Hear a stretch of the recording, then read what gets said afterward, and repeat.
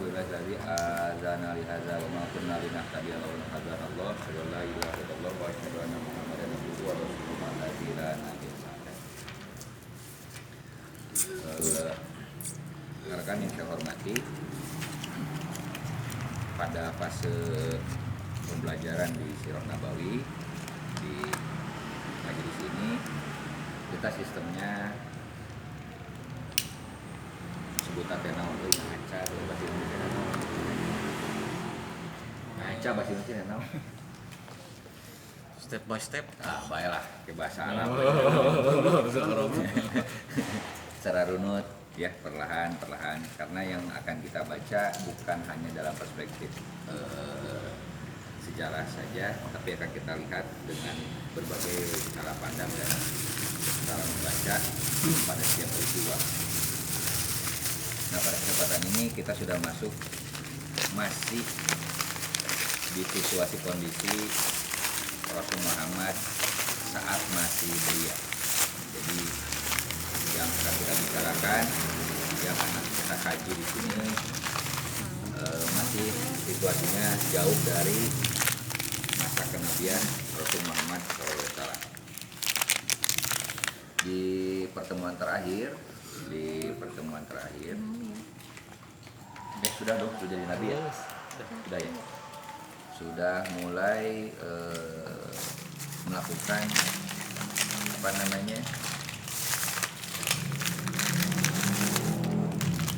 sudah mulai melakukan dakwah secara sembunyi-sembunyi, lanjut dengan dakwah secara terang-terangan. Nah, pada fase dakwah terang-terangan inilah yang kemudian ada flashback di peristiwa sebelumnya, betapa bahkan dengan dakwah secara sembunyi-sembunyi saja banyak orang Quraisy dan kabilah-kabilah yang lain yang sudah merasa terancam kedudukan, sudah merasa terancam kepentingannya dengan hadirnya ajaran baru yang dibawa oleh Rasul Muhammad SAW. Nah, ketika ancaman demi ancaman hingga pada perintah Allah Subhanahu Wa Taala kepada Nabi Muhammad SAW untuk melakukan tindakan dakwah secara terang-terangan berdasarkan ayat masalah wazir asirotaka akrobina. Oke, berikan peringatan, berikan kabar kepada orang-orang yang terdekat dan sejumlah wahyu yang lain, termasuk yang surat Al-Mudassir kalau nggak salah ya Yuham Mudassir kum fa'andir walau baka fakabir wasiyah baka fakabir waruja wasir waratang tastasir alaya. Jadi ada sejumlah perintah-perintah Allah yang menegaskan kepada Rasul Muhammad untuk melakukan dakwah.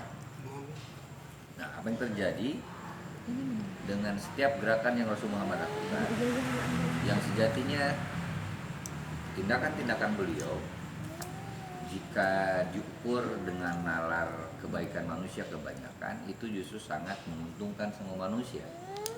Namun karena yang dihadapinya adalah orang-orang yang kadung sudah terbiasa hidup tidak jujur, kadung sudah terbiasa hidup tidak adil, kadung sudah terbiasa zolim orang lain, tentunya gagasan-gagasan tindakan sosial yang Rasul Muhammad lakukan yang sifatnya egaliter, tidak pandang bulu, ini menjadi ancaman tertentu bagi orang-orang yang ada pada status quo kebenarannya masing-masing.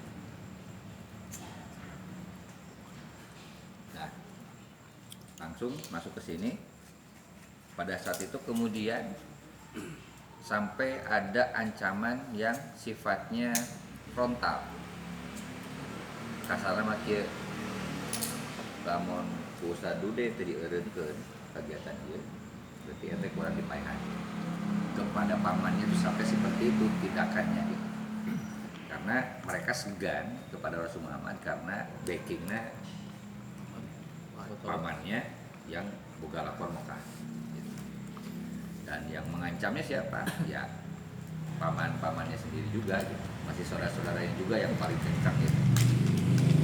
Artinya ini barangkali bisa menjadi insight buat kita bahwa kita nggak perlu berkecil hati, kita nggak perlu bersikap rendah diri ketika kita tengah memperjuangkan nilai-nilai kebaikan, nilai-nilai kebenaran yang kita bisa pertanggungjawabkan bukan hanya di dunia, tapi insya Allah kita bisa pertanggungjawabkan di akhirat. Bahwa untuk memperjuangkan hal seperti itu, ini bisa dipahami sebagai rumusan hidup. Pasti bakal ada ganjalan, pasti bakal ada ancaman, dan itu bukan dari yang lain, tapi mulai dari diri sendiri. Benangku halorea, oke? Benangku malas. Belum lagi dengan orang-orang di sekeliling kita yang misalkan keluarga yang tidak setuju dengan setiap tindak gerakan yang dianggap tidak akan pernah tampak keuntungannya secara langsung, seolah seperti itu. Jadi ini menjadi rumusan. Yang namanya kebaikan itu, yang namanya memperjuangkan nilai-nilai kebaikan itu akan dihadapkan dengan sejumlah tantangan, dan tantangan itu bukan sesuatu yang dari luar jauh dari sana, tapi justru dari orang-orang sekeliling kita, bahkan dari orang-orang yang kita cintai. Makanya kemudian kalau teman-teman ingat pada surat ayat Al-Quran yang mengatakan bahwa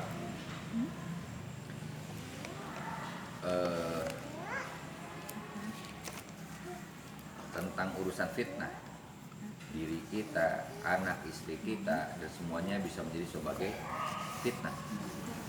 Itu adalah bagian dari rumusan kehidupan, bahwa godaan dan cobaan yang paling nyata justru ada di sekeliling kita.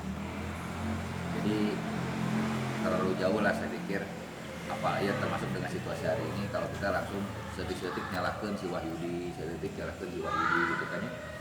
Karena bisa jadi problem besarnya ada di diri kita. Problem besarnya ada di sekeliling orang-orang yang kita cintai. Gitu.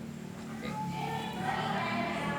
Pada buku Sirah ini, nah ini yang menarik di tentang Sirah Nabawi ini, banyak sekali pengarang-pengarang syekh-syekh yang menuliskan tentang biografi Rasul Muhammad SAW. Pada setiap bukunya itu kita akan menemukan data-data yang satu sama lain, kalau saya memahaminya, saling melengkapi, bukan berbeda. Oke, misalkan ini kitab Sirah Nabawi yang ditulis oleh Syekh Syafiur Rahman Mubarakfuri, itu karya siapa? Ibnu Hisam. Oke. Nah, di dua buku sirah ini sama-sama buku Sirah Nabawi ya, tapi kalau kita pertemukan satu fase yang sama, satu sama lain datanya berhubungan pasti, cuman kelengkapan datanya berbeda.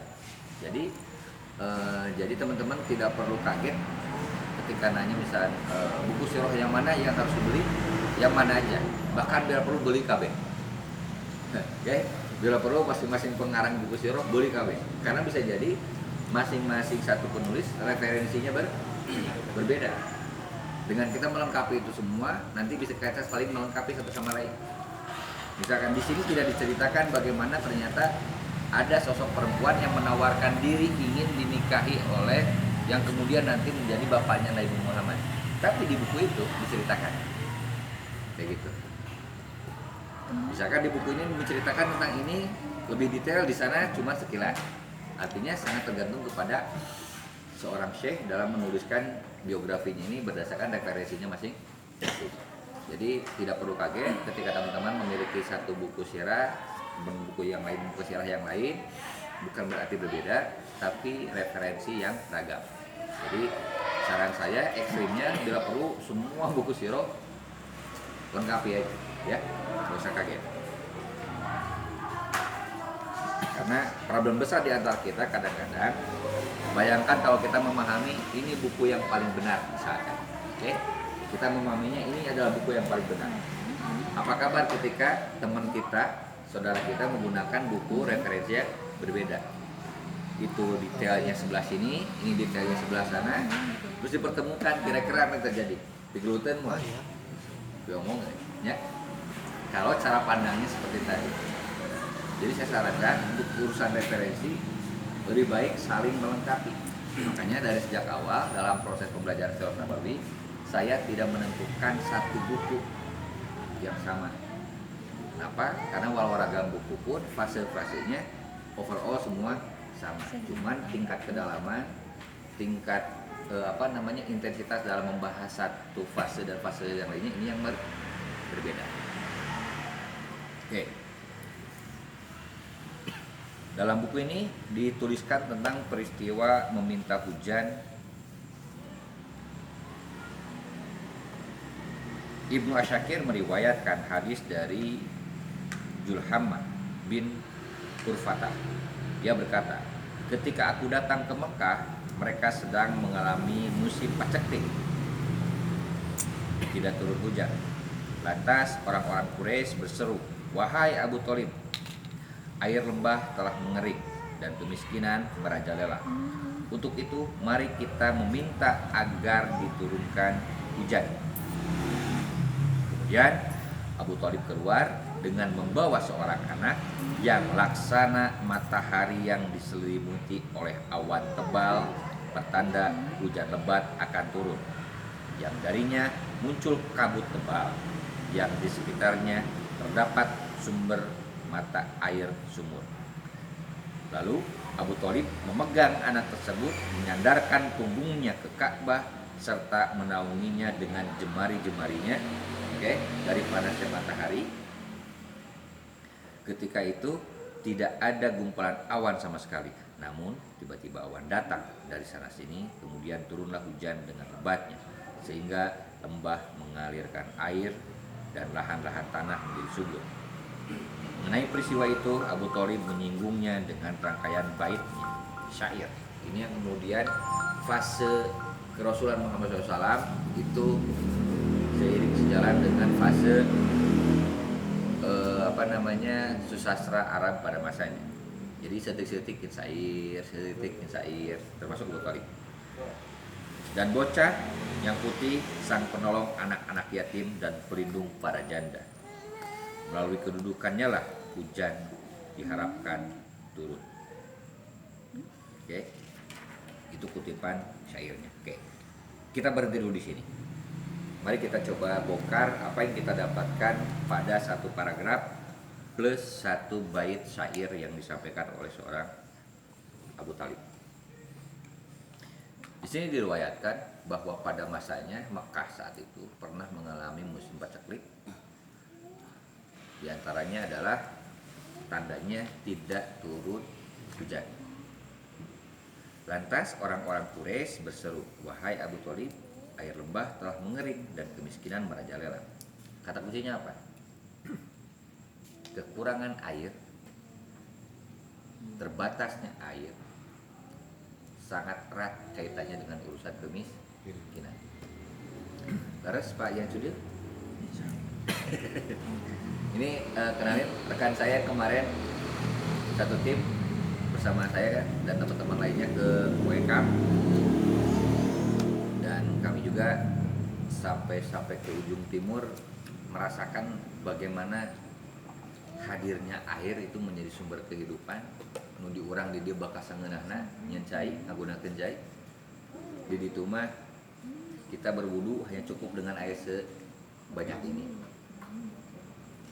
Sampai kita di sana Kang Yudia ya ngajarin bagaimana kita berwudu hanya dengan menggunakan air sebanyak ini. Totosan Kujaru,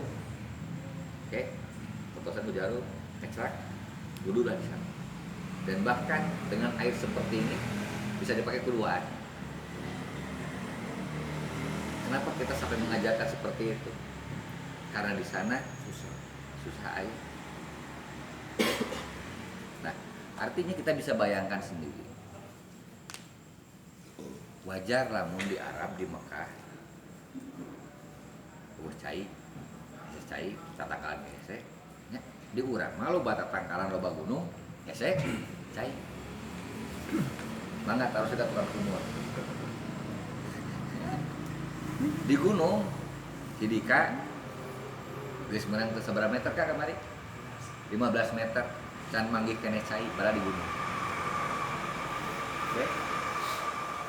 Yang kita bayangkan gunung masih ada tatangkalan, yang kita bayangkan gunung masih ada. Ternyata pada masanya dulu cukup kilometer, cukup 4 meter di gunung geus manggih cai. Hari ini sampai kedalaman 15 meter pun masih belum mendapatkan Ayo, kira-kira pertanda apakah ini? Paceklik bisa jadi. Apalagi? Hah? Kemiskinan sangat mungkin. Apalagi? Tinggal pertanyaan dari semua pertanda yang kita baca, kira-kira apa yang akan kita perbuat? Apakah kita akan mempercepat proses zaman? Atau kita berusaha memaknai situasi keterbatasan waktu yang kita tidak pernah tahu kapan akhir ini berakhir, tapi kita bersedia memakmurkan kehidupan, bisa bikin gerakan menanam pohon misalnya. Walaupun bukan jaminan serta merta besok atau lusa kita tanam pohon di lokasi tempat ikannya sumur, di Supageto sumur langsung ngelontor. Bisa jadi di belakang kurang pae. Tapi pertanyaan dan tantangan manusia dalam tradisi Islam, dalam masalah Islam adalah justru bagaimana kita kemudian bersedia melakukan kemaslahatan. Itu yang lebih dahulu. Karena kenapa? Karena pada dasarnya, pada hakikatnya yang namanya manusia lebih suka merusak ketimbang memperbaiki. Hingga kita ada di mana? Apakah kita mau menjadi manusia yang perusak atau kita mau jadi manusia yang memberikan manfaat atau kebaikan?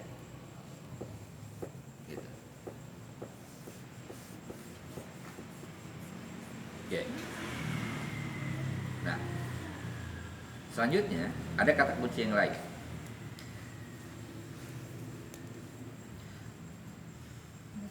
Orang-orang Quraisy kan berseru seperti ini, wahai Abu Thalib, air lembah telah mengering dan kemiskinan merajalela. Untuk itu, mari kita meminta agar diturunkan hujan. Yang kita pahami hari ini sebagai ikhtiar sholat istighosa. Oke. Jadi pertanyaannya, ritual untuk meminta hujan itu sudah ada jauh sebelum adanya syariat Islam untuk melakukan sholat. Ya, kita masih ingat waktu kita awal-awal mempelajari Sirah Nabawiyah, banyak hal-hal kebiasaan yang dilakukan orang-orang Quraisy, suku-suku Arab kebanyakan, yang tidak semuanya itu adalah keburukan. Bahkan banyak juga keistimewaan dan kemuliaan. Salah satu contoh yang paling dominan misalkan bagaimana kebiasaan orang Quraisy selalu sedia menerima tamu dari manapun, menyajikan makanannya, menyajikan rotinya, menyajikan apapun itu pada setiap kafilah-kafilah yang melewati atau hanya sekedar berdiam diri istirahat di kota Makkah. Tidak peduli mereka dari suku apa, tidak peduli mereka dari kafilah mana, keluarga besar Rasul Muhammad, Abu Thalib, keluarga besar pembesar Quraisy selalu memberikan jamuan kepada seluruh tamu yang datang. Yang kemarin kita ceritakan, ternyata kebaikan seorang manusia pada masanya pun jauh sebelum Islam sudah ada. Oke, sudah ada. Dan ini semua jika dikumpulkan data-data ini akan menjadi pertanyaan yang cukup centil barangkali ya. Jadi mun kitu mah da butuh agama. Tegeningan jauh sebelum itu pun, jauh sebelum Islam, mereka sudah baik menerima tamu. Oke? Mereka sudah begini, sudah begitu dan seterusnya. Nah, lalu apa peran hadirnya Rasul Muhammad SAW? Perbaiki, Menyempurnakan. Kelebah mana menyempurnakan? Tata cara yang seperti apa?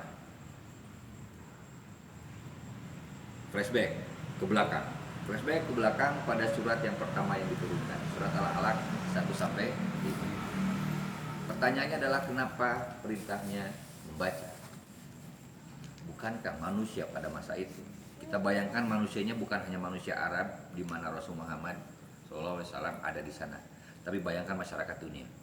Bukankah masyarakat Persia sudah mampu melahirkan peradaban? Bukankah masyarakat Mesopotamia, Romawi, India, China sudah mampu bikin peradaban? Apakah berarti dengan mereka mampu bikin peradaban berarti mereka sudah mampu membaca? Oke? Tapi kenapa justru dihadirkan Rasul Muhammad disuruh membaca kembali? Kalau cuma untuk bikin peradaban, dengan kemampuan membaca yang ada manusia sudah bisa selesai. Tapi membedakan apa? Iqra bismi rabbikal ladzi khalaq. Bagaimana membaca yang melibatkan nilai-nilai ilahiyah? Ini yang membedakannya. Mun saukur maca loba nu bisa, tapi ketika melibatkan bismi rabbikal ladzi khalaq, ini yang membedakannya. Walaupun sebenarnya fase-fase kenabian sebelumnya pun sama ikhtiarnya ke sana, menegakkan nilai-nilai tauhid. Tapi dalam prosesnya nu mengko ke kiri, nu mengko ke kanan. Tah nu punggal mengko eta kemudian direlempeng deui, yuk balik deui ka tauhid, balik deui ka tauhid, balik deui ka tauhid. Bukan mereka enggak tahu. Itu orang ngomongin kesalahan kan. Dari nyamuk sebenarnya nya resep we. Intinya resep we gitu, yang kesalahan teh hobi gitu. Oke. Nah, ini saya akan menggarisbawahi betapa bahwa tradisi meminta hujan atau peristiwa meminta hujan itu sudah ada jauh sebelum syariat Rasul Muhammad melakukan sholat istisqa.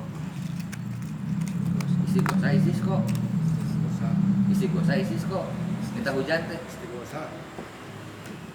cok cek deui. Tanya ke Ustaz Google. Bisa salah cok. Bae tabayun kaci meureun. Poho kaci meureunnya. Usadian istighosa minta hujan. Istisqa-nya cok cek heula. Terus ke Ustaz Google kaci. Balik ke Ustaz YouTube mangga. Istighosa atau istisqa tingali. Kalau istiqomah kan Cek. non memilih dari pilihan. istiqomah lah ini. Eta mesti horo nu pilihan mah. Istisqa. Rek kawin deui rek nyandung kan gitu. Pilihan kan teh? Istisqa kan? Oke. Jadi salat meminta hujan itu namanya istisqa. Nah, artinya jauh sebelum peristiwa syariat disunahkannya apabila kita tengah ada situasi kekurangan air, paceklik, kita disyariatkan melakukan sholat istisqa. Ternyata jauh sebelum itu sudah ada. Metodenya sama. Apanya? Nah, ini kan kia tadi disebutkan. Ini disebutkan. Nah, makanya kemudian kenapa tindakan-tindakannya seperti ini kemudian orang melihatnya sangat mudah difahami sebagai bentuk tindakan sihir. Maunya ngasokur ngada tanggung budak leutik, diuhan, langsung keluar cai. Oke, seolah-olah semua ada sesuatu yang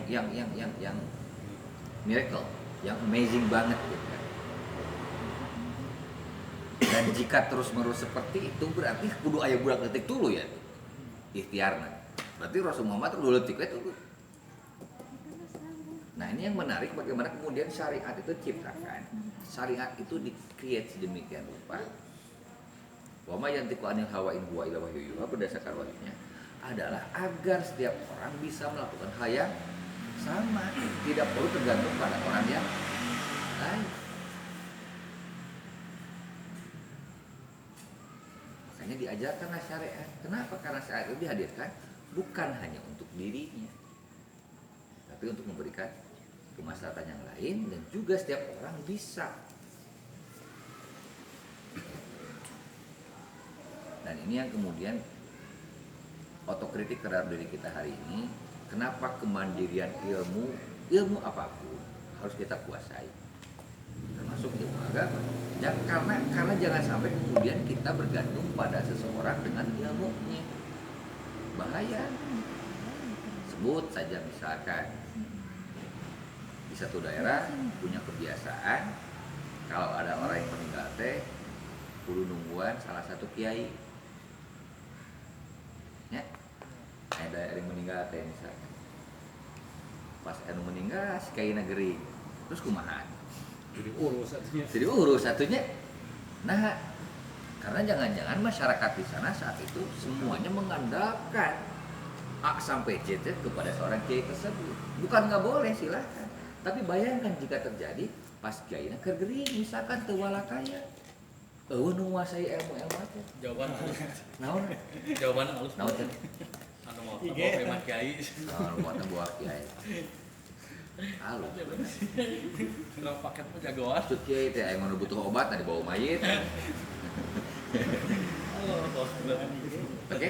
Jadi kenapa kita masing-masing muslim punya kewajiban untuk belajar agar tidak mudah bergantung pada orang lain? Karena kenapa?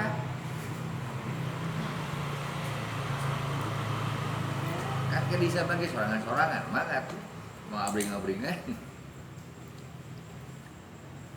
1 lawan 1, gladiator pisan ya mah. Ya. 1 lawan 1. Bisa benar. Mau abring-abringan. Udah bawa kawani rumah wayangnya. Oh, masing-masing. Nah, makanya kemudian minimal kita punya prepare dengan segala kebutuhan kita sehari-hari.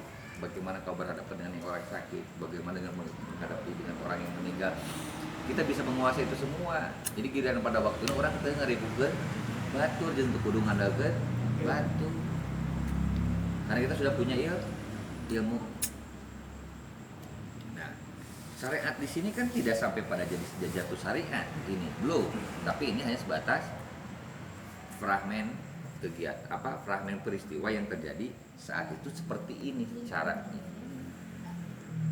Abu Thalib sambil membawa Rasul Muhammad, ya, sandarkeun di Ka'bah, bari diuhan sama tangannya, tur hujan, misalkan seperti itu. Kan nggak bisa seperti itu kalau dipraktikkan buat kita hari ini. Makanya kemudian dalam proses perjalanan kemudian lahirlah syariat sholat istisqa yang dengan syarat itu siapapun orang bisa melakukan. Karena Islam untuk semua, bukan untuk seseorang.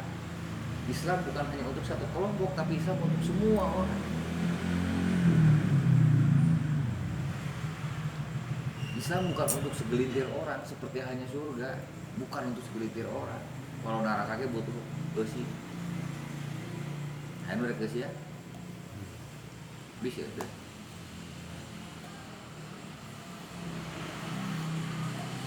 Oke. Ini yang menarik. Syair yang disampaikan seorang Abu Thalib. Dan bocah putih sang penolong anak-anak yatim dan pelindung para janda. Melalui kedudukannya lah hujan diharapkan turun. Artinya sederhananya masyarakat saat itu sangat bergantung kepada kemuliaan sosok Rasul Muhammad SAW. Satu itu. Kedua, mari kita bongkar. Kenapa Abu Thalib mengambil diksinya sang penolong anak-anak yatim? Satu itu. Kedua, para pelindung janda. Kenapa? Kenapa? Anak-anak yatim dan pelindung para janda. Kenapa itu yang disorot? Silakan teman-teman bayangkan itu pada fase Arab saat itu yang hobi peperangan, oke? Sahaok doa gaplok main golok, oke? Artinya jika itu terjadi banyak anak-anak yang kehilangan orang tuanya dan banyak suami-suami, istri-istri yang kehilangan suami. Temperamen, setik-setik gelut, setik-setik main golok. Germah gitu, loba budak nu eueuh indung bapana, loba awe nu eueuh salakina dibere pacek teh, cikana kudu kumaha. Gitu. Oke. Jadi syair ini bukan hanya sebatas menyimpan satu diksi, tetapi menyimpan satu informasi.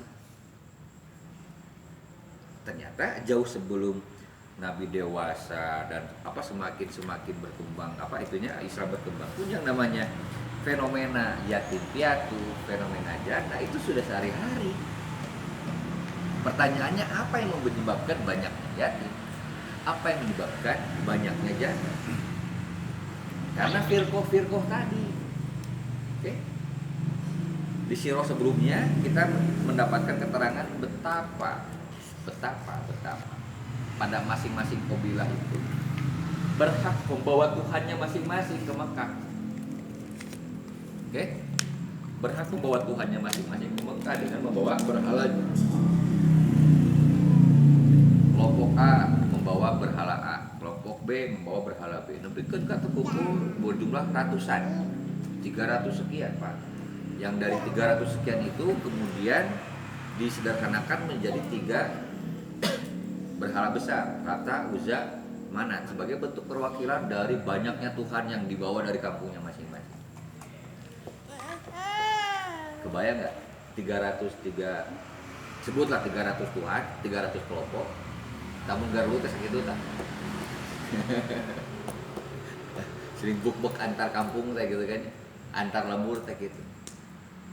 Jadi namun orang enak masih kena resep tradisi tawuran, antar kelompok masih kena resep garlu, gara-gara urusan tesapira, tak buah-buah masih itu orang.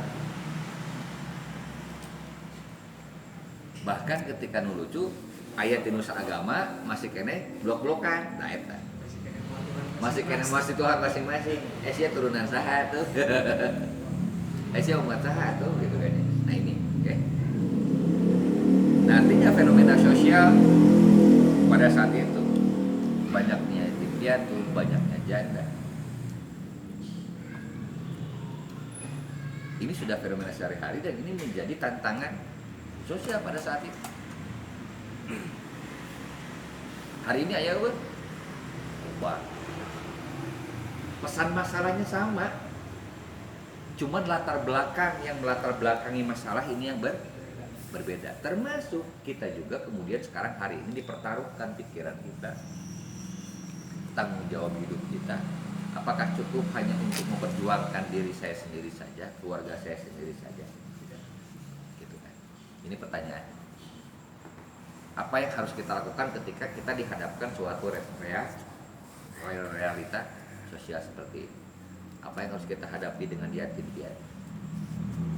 Pertanyaan mendasar lagi dari saya. Sebut saja secara sosial kemasyarakatan, pada saat itu terjadi banyak yatim piatu gara-gara sebut tak peperangan sama lain. Okay? Dan kemudian dalam perjalanannya Rasul Muhammad pun dengan nilai-nilai Islam yang Rasul ajarkan adalah kita harus mencintai orang yatim, mencintai anak yatim. Pertanyaannya kenapa?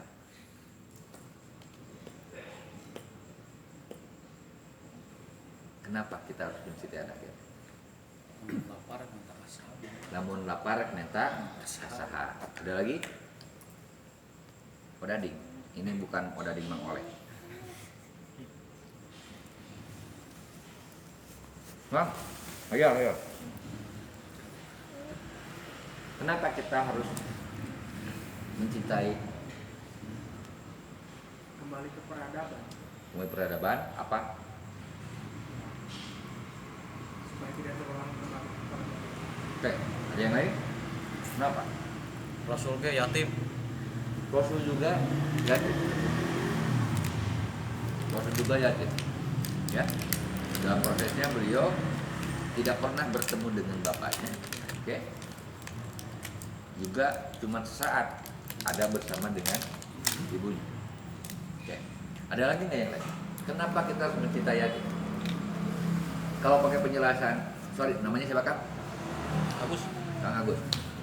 Kalau kita pakai penjelasan Kang Agus, kalau kita mencintai anak yatim, logika sederhananya berarti kita sama dengan mencintai Rasul. Kenapa? Karena Rasul pun sama-sama dari golongan yatim.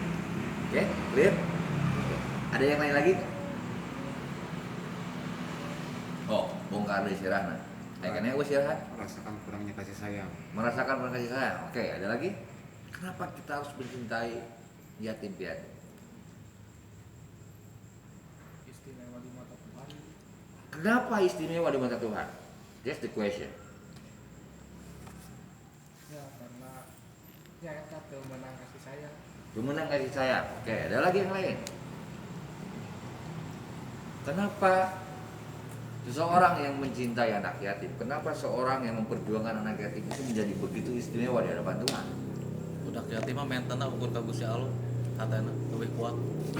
Anak yatim, misalnya kan saukur ka Gusti, Lebih kuatna ka Gusti Allah. lebih kuatna ka Gusti Allah. Anu kuat. Ya, kan kuat we. Kuat. Anu teu kuat mah loba. Oke, ada lagi kenapa? Toh, bukan di silang bukan deh. Karek 15 meter cenah cayan. Bro, bukan deh ya. Lebaran ini buka sirah deh. Kali. Kan can mangi caya ini dia. Karek ngeslak kayak beurit tadi tak. Aya, kudu geus aya. Kenapa? Kenapa kita harus mencintai yatim? Itu yang pertama. Karena Rasul Muhammad pun sama. Artinya kita mencintai anak yatim sama dengan kita mencintai Rasul Muhammad. Ada yang lain nggak? Lamunnya jawabannya gitu, berarti orang Kristen oke loba. Non Muslim juga banyak yang mencintai anak yatim. Apa artinya sama dengan dia? Tentu kan? Oke? Ya? Tentu kan? Ya. Banyak kan yang non Muslim juga sama-sama memperjuangkan yang yatim piatu. Apakah berarti sama dengan berarti kalau mereka melakukan hal yang sama mencintai Rasul Muhammad? Tidak juga. Oke, sok, katakan sekarang lagi bongkar di sirahnya. Tidak. Akidah, kenapa akidah? Biar bisa mendidik akidah karena orang tuanya itu nggak ada, terus yang melindungi nggak ada. Sekarang kita lulus, sekarang kita hanya akidah kembali. Oke, ada lagi yang lain? Oke. Perintah Al-Qur'an Allah. Canaya. Kan teu make perintah oke banyak yang melakukan mencintai. Bener tuh? Non Muslim ge banyak. Non Muslim ge banyak teu make perintah Al-Qur'an mah mencintai anak yatim. Ya.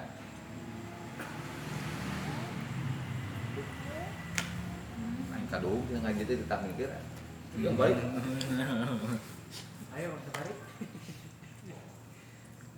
Buka di halaman 202. Dan, naon teh? Nah, ada.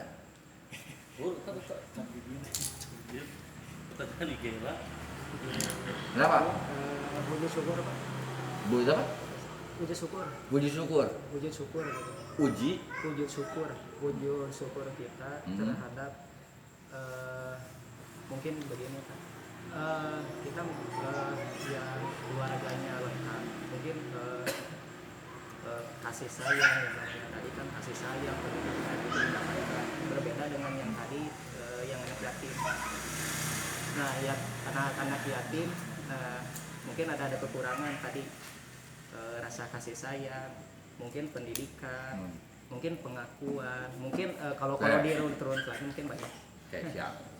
Apakah iya orang yang yatim piatu tidak punya kasih sayang seperti hanya orang yang punya orang tua itu lengkap dengan kasih sayang orang tua? Punya. Belum tentu. Belum tentu juga. Ah, ya jawabannya eta. Nu boga indung bapana wae can sangku manehna bawa kasih sayang ke orang tuana. Benar tuh? Benar. Ya? Benar kan? Benar tuh? Ya, belum tentu orang yang lengkap ibu bapaknya pun anaknya mendapatkan kasih sayang dari orang tua. Oh, siap. Terus kumaha tuh? Apalagi anak yatim gitu. Apalagi anak yatim. Oke. Kan itu bisa aja. Kenapa kita harus mencintai anak yatim? Kenapa kita harus mencintai Muhammad yang selalu dihubung-hubungkan dengan keyatiman? Kata kuncinya dari urusan cinta loh. Lebih spesial. Spesialnya. Iya memang spesial, tapi apa? Prestasi. Memang spesial, tapi apa? Kayak bunga nabi keadaan awal, jawabannya. Investasi. Mungkin sesuai dengan kejadian tadi, Hmm. ketika ada kasus tadi paceklik kekeringan, kemudian dibawa Nabi Muhammad yang secara apa? Ya dengan secara kehidupannya kan anak yatim. Nah tadi ketika dibawa kemudian apa namanya? Ya ketika dibawa kemudian dibawa oleh Abu Thalib ketika meminta hujan, ya Allah meridhoi. Gitu. Ya berarti di sana bisa apa? Bisa dikatakan bahwa Allah pun mencintai anak yatim. Nah, Dengan kasus yang tadi. Dengan kasus tadi. kan aing nanya naha. Mari buka surat Al-Ikhlas, baca yang terjemahan nah.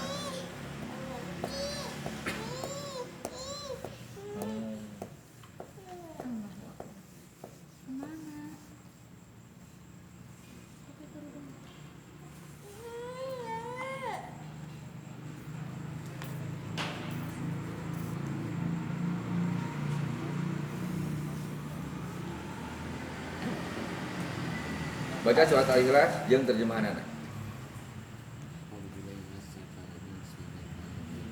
Qul huwallahu ahad. Katakanlah Muhammad dialah Allah yang Maha Esa. Allahu samad. Allah tempat melintas segala sesuatu. Lam yalid wa lam yulad. Allah tidak beranak dan tidak pula diperanakan. Wa lam yakul lahu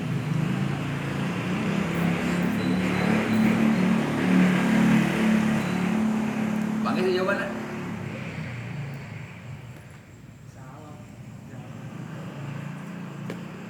Ya Allah buka ini Pak. tidak. Dia Jadi? tidak beranak dan tidak diperanakan. Jadi kumaha? Ayo jawaban dia dijawab. Yatim tunggal.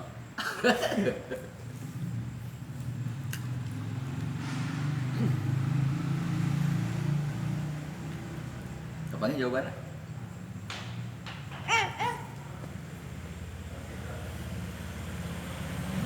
Jadi kita tuh seolah diberikan ilustrasi, oke? Dengan ilustrasi sosial, dengan ilustrasi kemasyarakatan. Apa kabar kalau kita mencintai seseorang yang tidak ada yang mengurusnya dan kita melibatkan diri menjadi pengurus? Dan apa yang terjadi jika kita tidak melibatkan sama sekali? Oke? Ilustrasi sosialnya seperti itu. Tapi pertanyaannya kenapa kita harus dihadapkan dengan ilustrasi sosial yang terus menerus seperti ini ada pada setiap zamannya ayah. Rek negara sabeunghar kumaha wae, rek negara semakmur apa aja. Apakah bisa menjamin urusan ini semua? Menyelesaikan ini semua, masalah sosial ini? Pertanyaannya kenapa kita harus dihadap-hadapkan terus dengan urusan sosial seperti ini?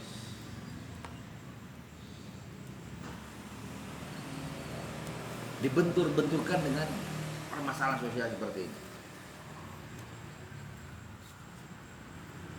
Nah ini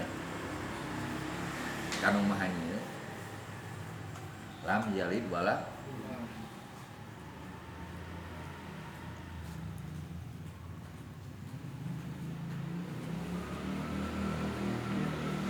ya. Ya benar kan. Kurang bawang wae Allah mah nyaat. Ya. Kurang wajar namanya ka indung bapa dan disidik aya indung bapa. Sampikeun ka aya parentah. Kita harus berbakti pada orang tua dan itu juga bagian dari hadis. Pertanyaannya orang tua yang mana? Sementara Rasul Muhammad tidak punya orang tua. Sudah tidak punya orang tua. Jadi kudu ke siapa? Ini kan perluasan pemaknaan ini harus kita bongkar. Rasul Muhammad berbakti kepada orang tua yang mana? Ibu bapaknya udah nggak ada. Yang mengasuh. Siapapun pada akhirnya yang dianggap oleh orang tua oleh kita harus berbakti pada mereka. Apakah takaran akidah ada di sana? Tidak ada. Pamannya Nabi Muslim bukan. Tapi beliau ngabdi nggak pada orang tua yang pamannya itu? Nah, ini out of border gitu ya. Jelasan apa namanya itu, solusi sosialnya itu tidak memilah-memilih. Itu tanda kutip ya.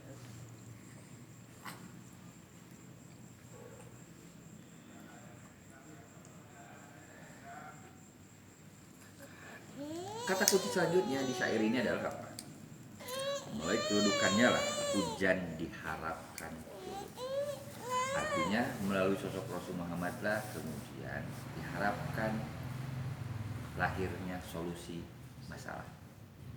Oke? Pertanyaan anak, Aisyah umat saha? Artinya naon? Sabisa-bisa urang teh kudu bisa jadi mere solusi ieu, lain mere polusi ieu. Ya, kalau kita mengakui diri sebagai bagian dari umatnya beliau dan beliau selalu memosisikan diri sebagai orang yang mampu memberikan solusi sesempit apapun, makanya nepikeun ke ajaran oge berbagi ketika saat sempit. Ya, saking bahkan orang diparentah teh barang berek ketika orang teu boga. Saking bagaimana menghadirkan diri bisa memberikan sebagai solusi. Najan boga kormati lu aya ketrok. Beliau mau buka puasa. Kan dibikeun. Tadi cai harang gua aja nama.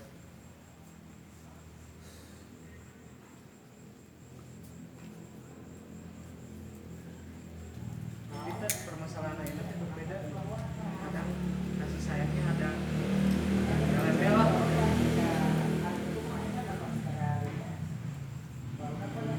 Ya itu mah kan kalau saya melihatnya ketika kita melihat sesuatu apakah di balik dari ember dan seterusnya, Ini menurut Ustaz. ya kembali kepada secara kedalaman lebih kepada kejernihan jiwa masing-masing, baik yang memberi maupun yang menerima. Kalau saya melihat seperti itu, karena kan urusan hati mah Ya, Rasul Muhammad kita nyanyak mana ketembus lah. ketembus kita memangan yang aku masing-masing. Oke, jadi kata kuncinya dari paragraf ini pertama, kebiasaan tradisi meminta hujan itu jauh sebelum ada syariat Islam menyarankan, mensyariatkan melakukan tindakan sholat istisqa. Oke, artinya hadirnya Rasul Muhammad dengan ajaran Islam meluruskan cara meminta, meluruskan cara memohon dengan hadirnya syariat sholat istisqa. Satu itu. Kedua, kita dihadapkan dengan permasalahan kenapa kita harus mencintai anak yatim, sepertinya bagaimana kemudian kita harus juga melindungi para janda. Selain urusan di balik permasalahan sosial masyarakatnya, oke, ada nilai-nilai ilahiyah yang kita perjuangkan.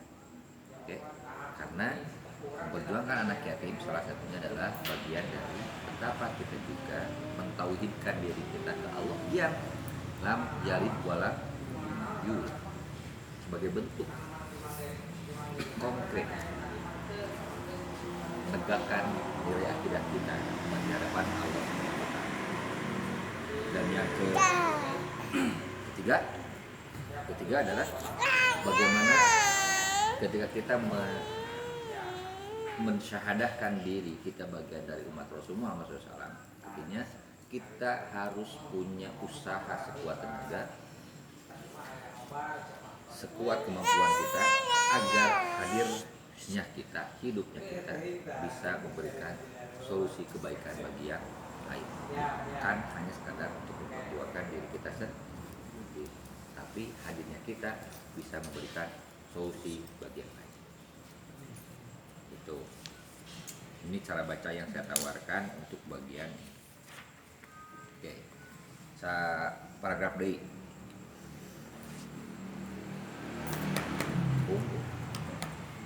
Lain. Betul.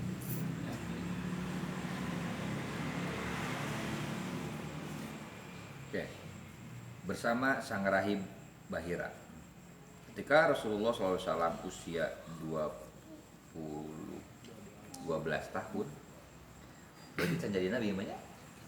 Belum. Ya, 12 tahun macamnya. Tapi kenapa disebut di sini disebut ketika Rasulullah SAW Oke. Menurut riwayat lain 12 tahun 2 bulan 10 hari. Jadi ada beberapa versi ya. Banyak pamannya Abu Thalib membawa serta berdagang ke negeri Syam hingga masuk sampai di suatu tempat bernama Busra. Gimana saat Nabi gimana? Ya, saat Nabi ini ya.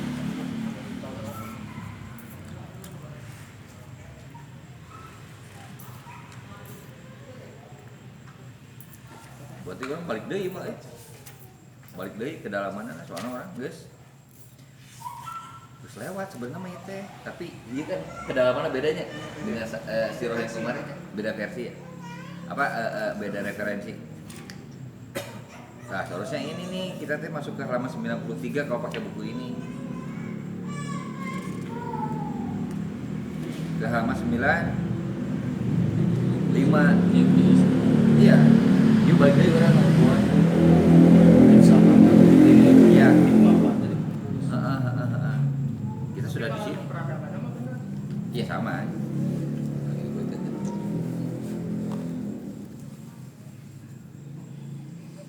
nya tuh teman balik lagi ke masa remaja teman ada udah dibahas itu mah seharusnya bukan beda buku teh beda hancain tapi kedalamannya yang kerennya beda-beda.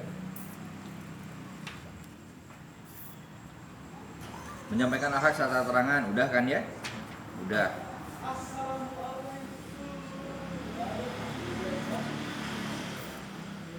Nah iya kuduna ka dieu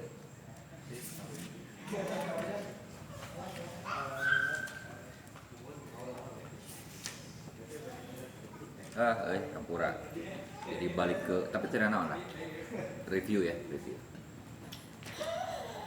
Sebenarnya kita sudah masuk ke dakwah terang-terangan. Saya beri baru. Waalaikumsalam. Oke, Maria Teduh. Alhamdulillah. Sudah masuk. Biasa ngaulang lah.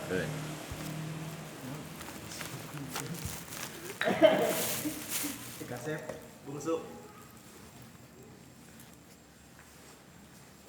Dikra. Kira Sep. Kadieu ya kuduna teh di brand.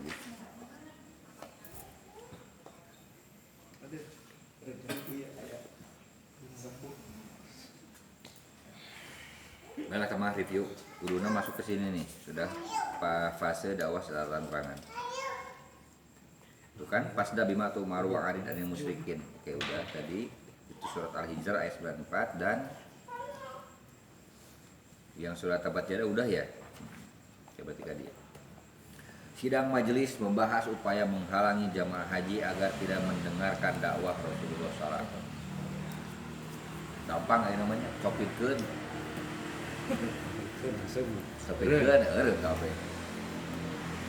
Sepanjang hari-hari tersebut ada hal lain yang membuat kaum Quraisy gundah gulana, yaitu hanya berselang beberapa hari atau 1 bulan saja dakwah jahriyah jahar tersebut berlangsung hingga tak terasa mendekati musim haji. Jadi setelah perintah dakwah secara terang-terangan itu tanpa terasa oleh kaum Quraisy dan Arab sekitarnya sudah mulai mendekati kepada musim haji. Artinya bisa kita bayangkan kalau beberapa bulan, sebut aja musim haji itu bulan Dzulhijjah. Sebut 1 bulan sebelum bulan Dzulhijjah apa? Dzulqa'dah. Berarti kisaran bulan Dzulqa'dah lah surat Pasda bima tu'maru wa 'alaihi itu diturunkan oleh Allah baru seperti itu. Dan hal ini kaum Quraisy mengetahui bahwa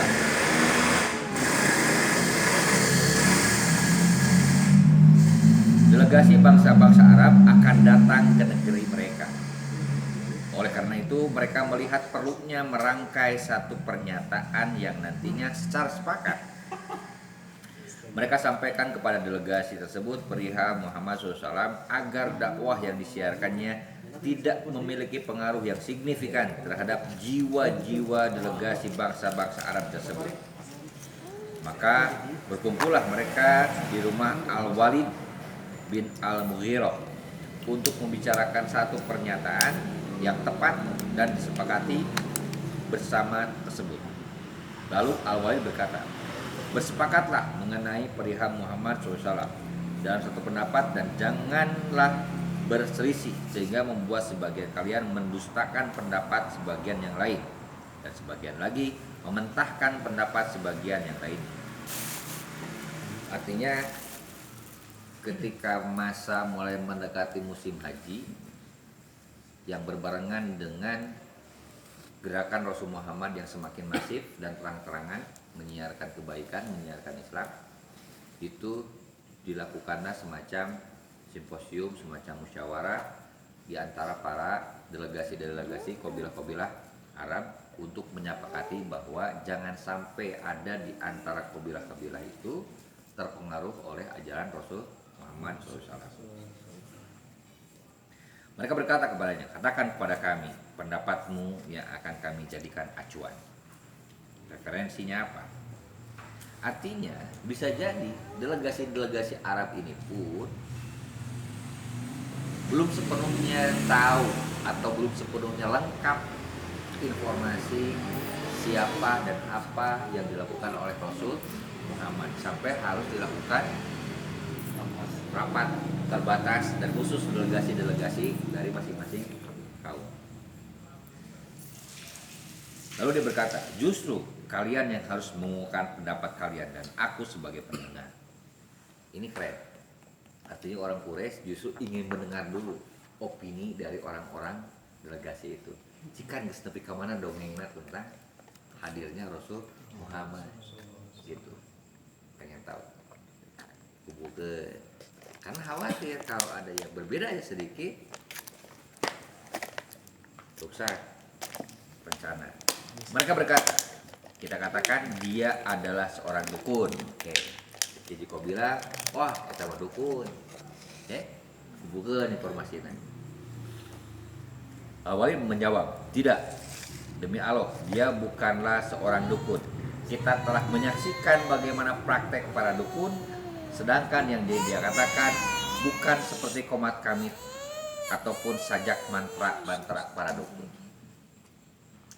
Jadi ini menarik dialognya. Satu sisi orang-orang Quraisy sedang mengumpulkan data, opini orang-orang delegasi-delegasi Arab dari berbagai kabilah, mendengarkan apa respon mereka tentang hadirnya Rasul Muhammad. Tapi sisi lain juga mereka memberikan penjelasan. Oke?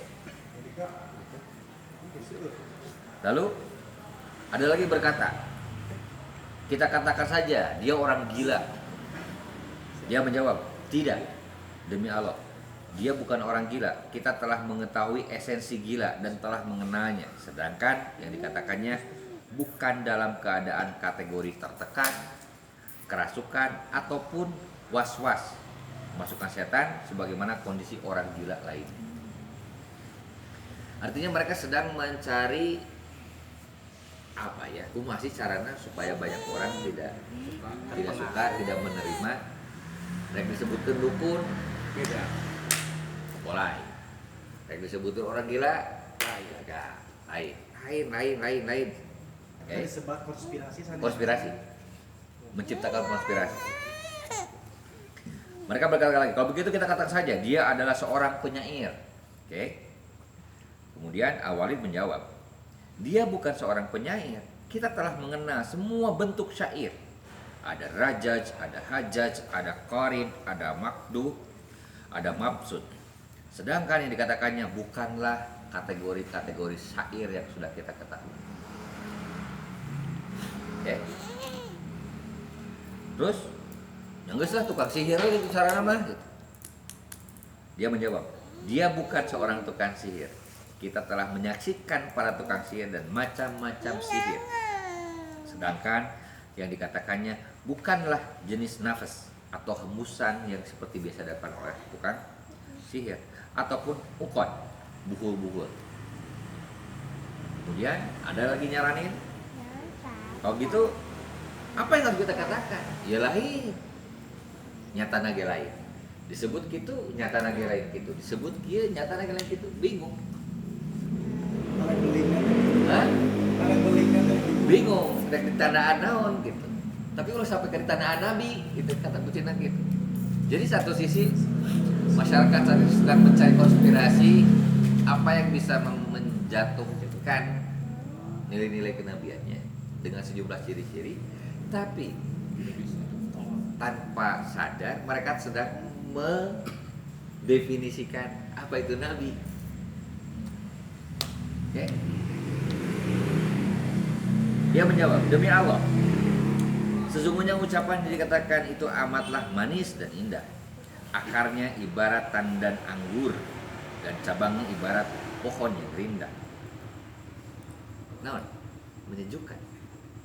Oke? Menyejukkan. Tidaklah kalian menuduhnya dengan salah satu dari hal tersebut, melainkan akan diketahui kebatilannya.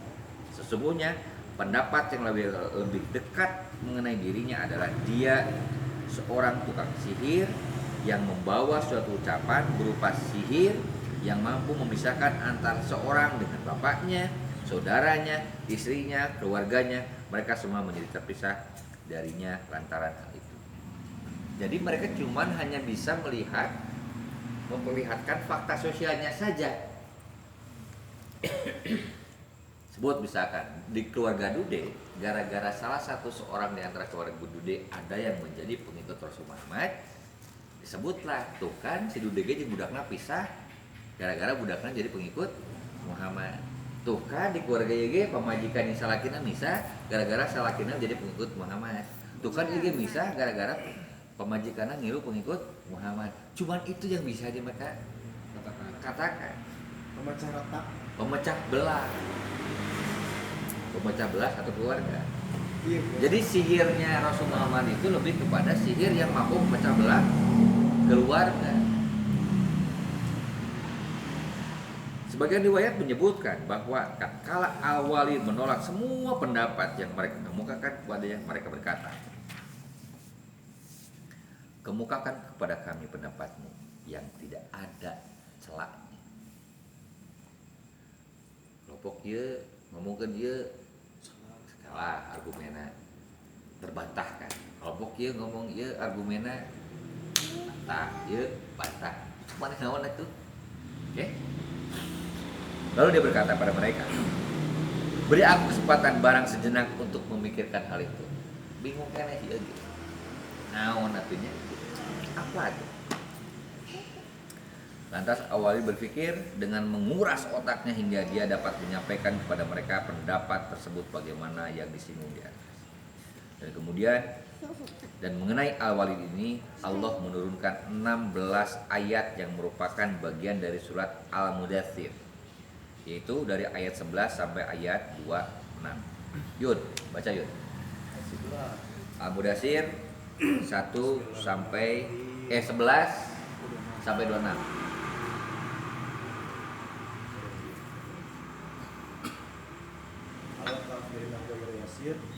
Darni wa man khalaqtu wahida wa ja'altu lahu malan mamduda wa banina syuhuda wa mahadatu lahu tamhida thumma yatma'u an azid qala innahu kana li ayatina anida sawriku sauda innahu faqqara wa qadar faqutila kaifa qadar thumma qutila kaifa qadar thumma nadhara thumma abasa wa basar thumma adbara wastakbar faqala in hadza illa sihrun yuksar in hadza illa qaulul bashar sawaslihi saqar wa ma adraka ma saqar. Terus Sampai kado genep Terakhir 27 lagi sudah 7 sampai offset. 100. Ya, jangan. Sesungguhnya dia telah memikirkan dan menetapkan apa yang ditetapkannya. Jadi si Al-Walid si Ganu ngajak Badami, tapi pada dasarnya dia sudah punya ketetapan sendiri. Maka celakalah dia. Bagaimanakah dia menetapkan, kemudian celakalah dia. Bagaimana dia menetapkan, kemudian dia memikirkan, sesudah itu dia bermasa muka dan merengut, kemudian dia berpaling dari kebenaran dan menyombongkan diri. Lalu dia berkata, Al-Quran, ini tidak lain hanyalah sihir yang dipelajari dari orang-orang yang dahulu. Ini tidak lain hanyalah perkataan manusia. Ini cara Allah, ini cara Allah memberi memberikan gambaran peristiwa tersebut dan bagaimana yang terjadi pada orang yang melakukan tindakan seperti hal awal. Oke. Setelah majelis menyepakati keputusan tersebut, mereka mulai menerapkannya dengan cara duduk-duduk di jalan, belusukan. Oke, belusukan. Sudah disepakati, jadi sebut saja beliau adalah seorang tukang sihir yang sihirnya adalah bisa memecah belah keluarga, oke? Bisa memecah keluarga, bisa memisahkan satu keluarga yang lainnya, dan itu kemudian ya apa namanya? Itu kemudian disepakati dan kita sebarkan dengan secara belusukan setiap sudut kota.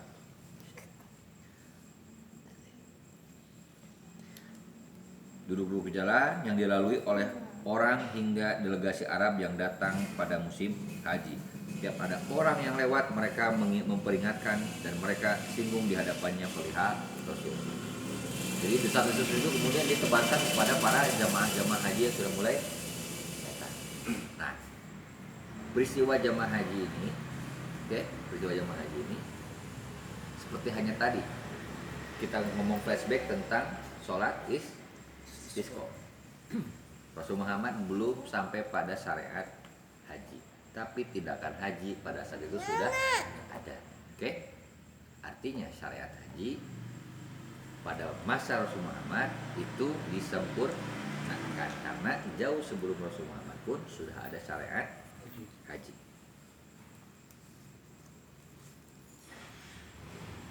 Sedangkan yang dilakukan oleh Rasulullah manakala musim haji telah datang adalah membuntuti jamaah-jamaah yang datang hingga sampai ke tempat-tempat mereka berkemah di pasar Ukaj, Majannah, dan Zul Majaj.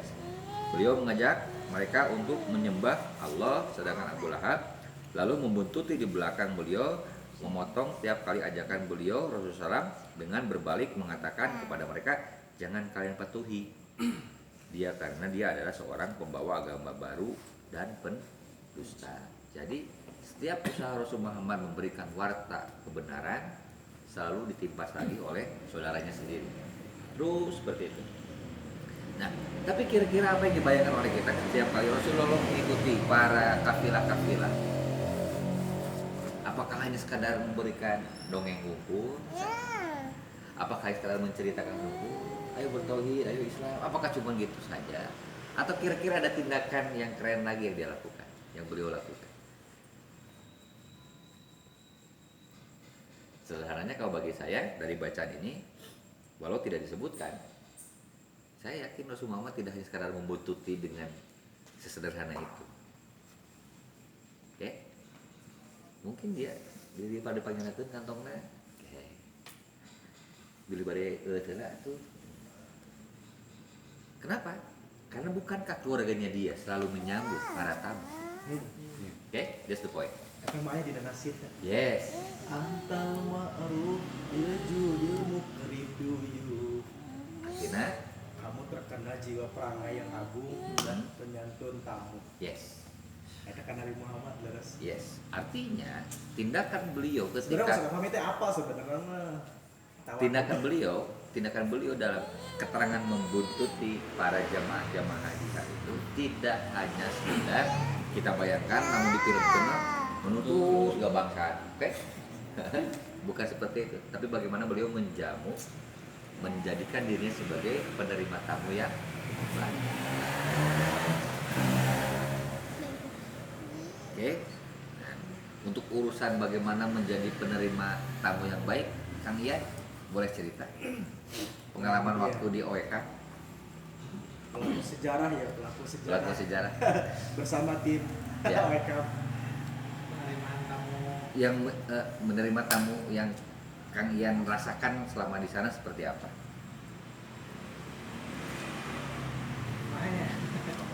Bagus ceritanya bagus. Oke. Terharu lah. Terharu. Jadi ada yang kami rasakan di sana itu ketika di kampung Kayanoe kami itu Kami mendapatkan Salah satu ayat. kebiasaan orang sana, ketika kami makan sebagai seorang tamu, pihak pribumi itu belum makan kalau semua tamunya sudah makan. Satu saja orang tamu belum makan, tuan rumah nggak ada yang makan. Misalkan kami kan berlima nih, atau bertujuh ya, pertama itu bertujuh dengan tim yang dari Kupang. Yang 6 orang sudah makan, yang 1 orang belum makan. Maka tuan rumah tidak ada satupun yang berani ngambil makan. Mengutamakan tamu. Ya, jadi kalau tamunya sudah benar-benar sudah makan, baru mereka makan. Pun itu laki-laki terlebih dahulu, perempuan terakhir. Itu baru urusan makan. Sampai urusan tidur. Kalau di antara kami, tim kami belum ada yang tidur, 1 orang pun tidak ada yang tidur.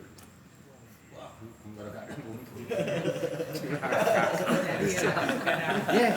Papayan man, masih beureui. Sampai akhirnya strategi yang kita buat selama di sana, walaupun kita can kuku, Pura-pura. lain asup ke tenda masing-masing. Gitu mensiasati. Kalau arti Kalau saya oh tarepar.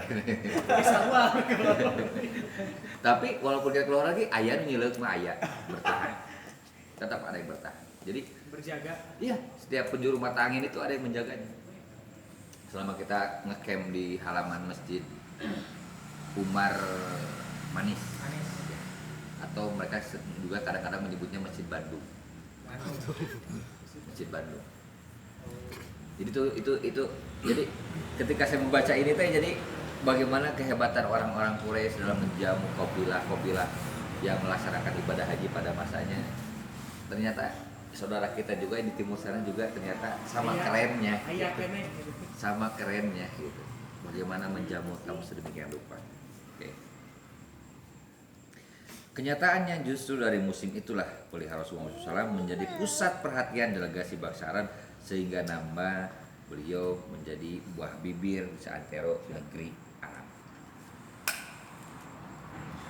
Oke. Alih-alih Rasul Muhammad namanya digoreng-goreng, dijieun hoax sedemikian rupa. Alih-alih justru gara-gara hoax kita tenang. Iklan. Yes. Sarwanya kelakuan bangsa ayeuna kitu nya. Sarwanya mun hayang viral siga kumaha carana? Jadi goreng jadi halus. Nu goreng jadi halus, nu halus bisa jadi goreng. Artinya pembalikan fakta ini sunatullah geus aya. Ya. Nu bener jadi salah, nu salah jadi bener di zaman Rasulullah geus usum. Ayeuna sarua. Nah, enak tinggal kumaha orang ngagunakeun keyakinan nu urang diyakini yang berpegang pada Quran dan Sunnah jika kumaha cara menghadapi masalah sigana tadi. Nu bener jadi salah, nu salah jadi batur jadi dulu jadi batu. Aku kalau ada WhatsApp dari walakum. Wassalamualaikum warahmatullahi wabarakatuh.